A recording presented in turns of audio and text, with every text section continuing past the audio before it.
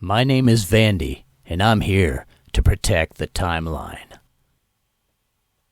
So we're going to play some Divine Mercenaries, protecting the historic timeline genre, 2-page roleplay, Theater of the Mind.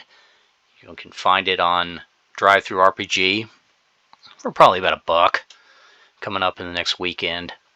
And 2-page roleplay, exactly what it is, what it proposes to be. It is 2 pages, 1 page which is all of your player rules, and 1 page which gives you an outline for the referee to follow to actually run a game. And we're going to run a game right now. Elizabeth I, the Virgin Queen. Well, we'll find out about that. The last of the House of Tudors. She reigned for nearly 80 years. She was the daughter of Anne Boleyn. That girl lost her head, or I should say her mom lost her head. No wonder she didn't marry. I'm going to use the Divine Mercenaries rules here. Hopefully I still have my dice are working for me.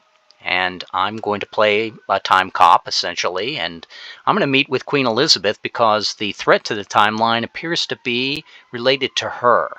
So I go over to my second page here, and I'm going to investigate for clarity. So let me take a die 6.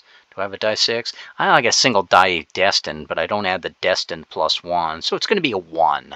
So I go over here, and a 1 is going to be remove an obstacle and gain an enigma step. Well, that is an ugly thing to start, because this rule book is the hardest of the 4.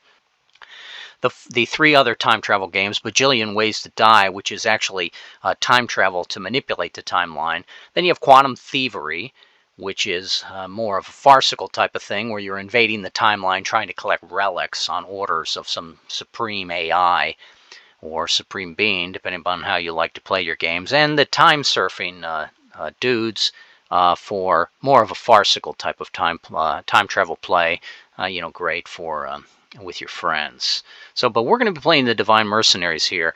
Do I have plot armor? I can actually change my class once. Now, I need to get both an enigma step and I need to get a remove an obstacle. Now, note, if I played a Templar, I'd be very good at smiting the aggressor, but I do not have the ability to get either of them. If I play a Rosicrucian, I'm very good at the Godly Orison, the narration for God.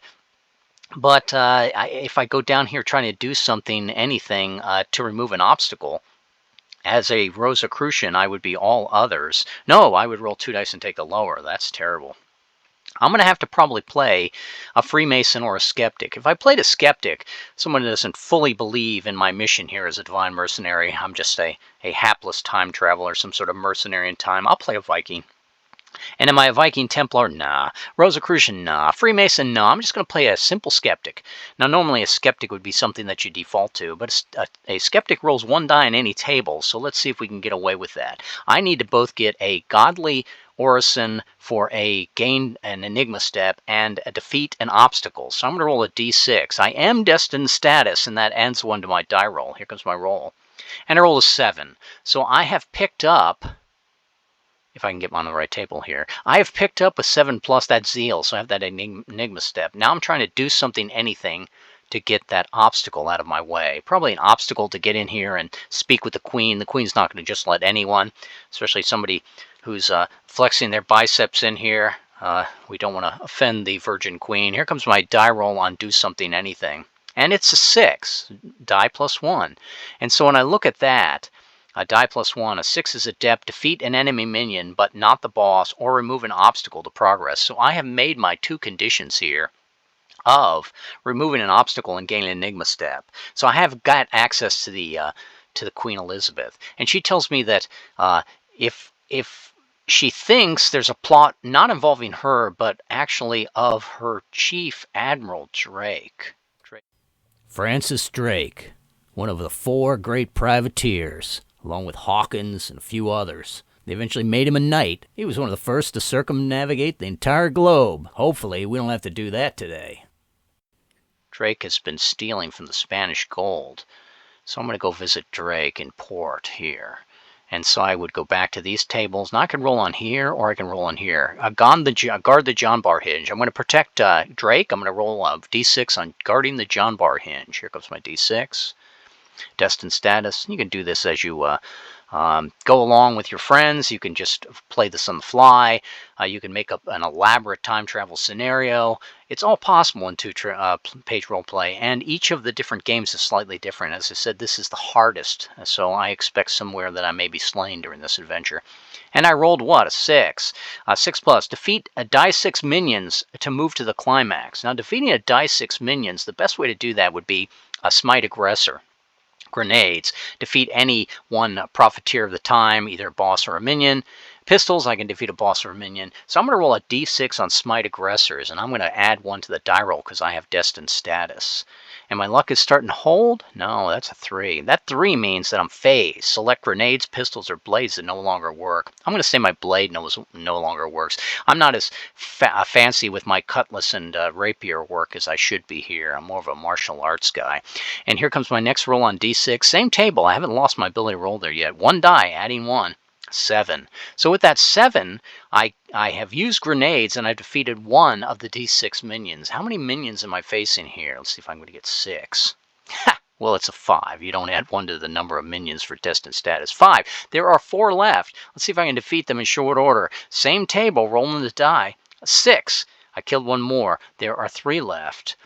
A 6. 3 more. There's 2 left. A 5. Now, a 5 would be I can defeat 1 minion. Yeah, I will. There's only 1 left. I can kill him on a 4, 5, or 6. Let's see if my luck holds. A 6. And there you go. I've successfully put down the mutineers that were threatening Drake. And he's going to help me, take me across the ocean, because I think there's going to be some sort of Time Lord type of time antagonist, a time enemy.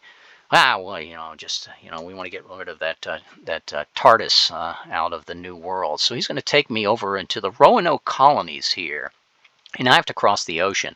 Now, crossing the ocean, I could either roll with the referee's help tables, or I could just say, well, that's going to be an obstacle. This was a map made by Verenzano. He was an Italian. He sailed for France. A lot of those Italians sailed for different countries than their own. Their own country, if you can even call it a country, was a mess during this period. So I'm going to try to get the obstacle of being able to survive the travel across the ocean. Luckily, we're not trying to invent this. Other people have already discovered the New World.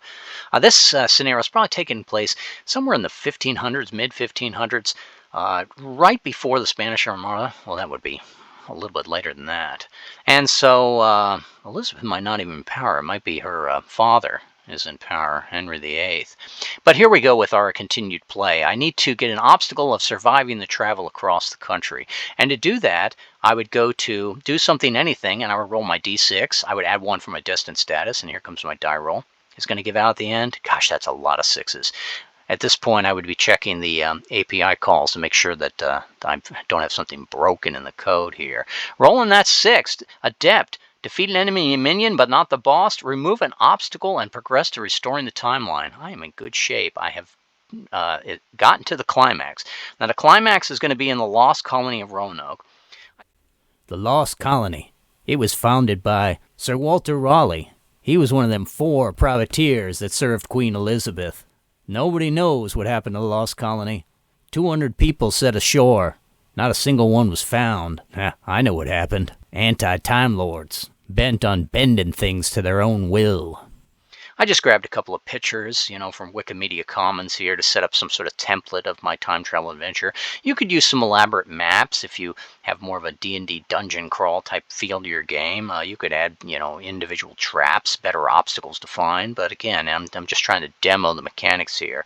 So, Croatan, what happened to the Lost Colony? Well, I'm saying that it was destroyed by the time travel lord that I'm trying to defeat here, the enemy one. So I'm going to go over to the rule booklet here, and I'm going to say I just need to defeat a boss to restore the timeline to pristine. Now, how do I defeat a big boss? Well, I can't defeat a big boss with the Godly Orson, and I cannot defeat a big boss with enemy minion, but not the boss. But what I can do is I could use my plot armor here and change myself on this event to a Templar, so that I'll get 2 dice and add 1 to Smite Transgressor to win this game. And that's what I'll do. I'll use my plot armor. I'll change myself from a skeptic into a Templar.